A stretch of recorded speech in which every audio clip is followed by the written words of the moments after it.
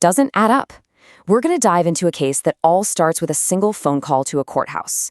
But what that call uncovers is a huge mystery about identity, authority, and one very, very important piece of paper. Seriously, just imagine this for a second. You've been arrested. The police give you a warrant number and, you take them at their word. But what if you decided to double check? And what if the official record told a story that was completely different, something that just seems impossible? Well, that's exactly where we begin. So, our story kicks off with a woman making what should have been a totally normal call to the court. She's not trying to fight her case or anything, she just wants some basic info about the warrant that was used to arrest her. Sounds simple enough, right? Well, as you're about to find out, it was anything but. And look, she's not calling in blind. She's got the goods. She has the specific warrant number, she knows the date it was issued. As far as she's concerned, she's just doing her due diligence, trying to understand the document that led to her being detained. Pretty standard stuff.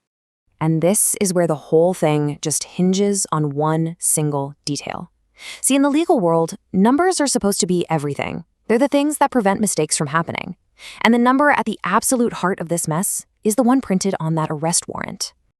And there it is, warrant number 2533 from the year 2561. This is the number the police cited, the one our caller believes is hers, and it's the number that is about to blow this whole situation wide open. So let's just be crystal clear on what she's asking about. She's calling about warrant 253/2561 issued on April 2nd. Why? Because that's what she was told was the legal justification for her arrest. On the surface, everything seems to line up. Or maybe not. This is the exact moment that routine phone call takes a massive detour. The court official on the other end of the line does their job. They check the official system. But what they find doesn't clear things up. Instead, it creates a flat-out, shocking contradiction. You can almost hear it, right? The clicking of the keyboard as the official types in the number. It's probably something they do 100 times a day.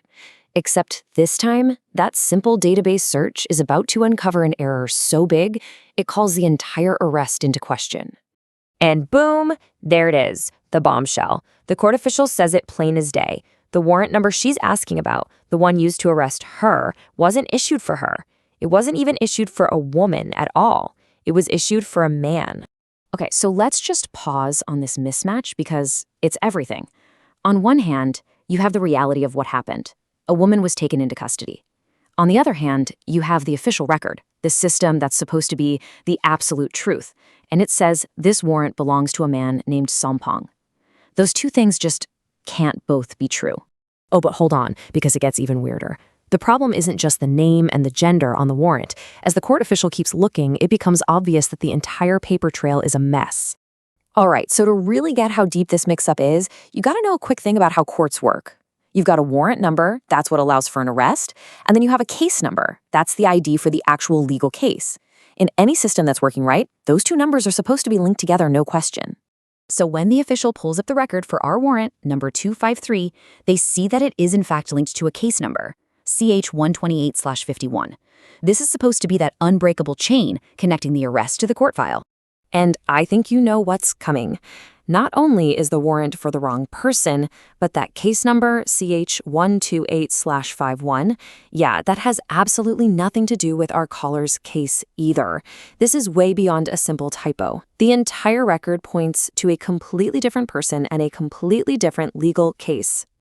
So let's just pull all of this together for a second.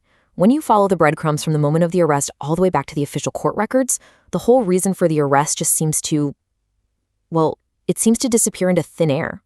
I mean, just think about this chain of events. It's wild. Step 1, the police arrest her using this specific warrant. Step 2, she does the smart thing and checks up on it. And then steps 3 and 4 reveal a total breakdown. The court itself confirms the warrant is for someone else, and the attached case number is also for someone else. The official data completely torpedoes the arrest. And really, it all boils down to this one simple, final statement from the court official. There's no ambiguity, no maybe, no guesswork. It's a direct confirmation from the keeper of the records. The warrant used to arrest her was simply not her warrant. Period. And that leaves us all staring at one giant, blinking, unresolved question mark. If the official document, the very piece